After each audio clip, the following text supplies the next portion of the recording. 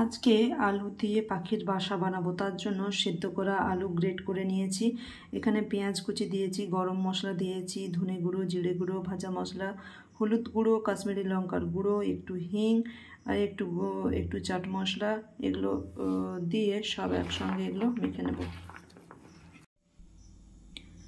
এর সাথে অল্প চালের গুঁড়ি আর একটু গোলমরিচের গুঁড়ো দিয়ে দিয়েছি। এগুলো দিয়ে একসঙ্গে এবার একটু মেখে নিচ্ছি। হাতে তেল মাখিয়ে ওই মাখাটার থেকে, আলুর মাখাটার থেকে নিয়ে দেখো বাটির মতো করে নিয়েছি। এই বাটির মতোটাকে এবারে একটু সিমাইয়ের মধ্যে কোট করে নিয়েছি। এইভাবেই বাকিগুলো বানিয়ে নেব। কড়াইয়ে তেল গরম হয়ে গেছে। এবারে কম আঁচে এই পাখির বাসাগুলোকে দিয়ে ভেজে নেব। দু পিঠটা লাল করে ভেজে তুলে নেব।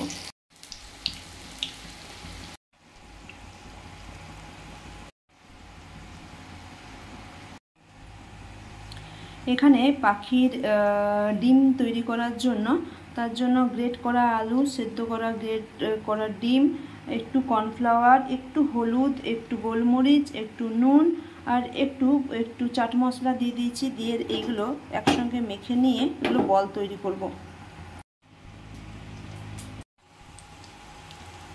এগুলো বলগুলো এবারে তেলে ভেজে নিচ্ছি।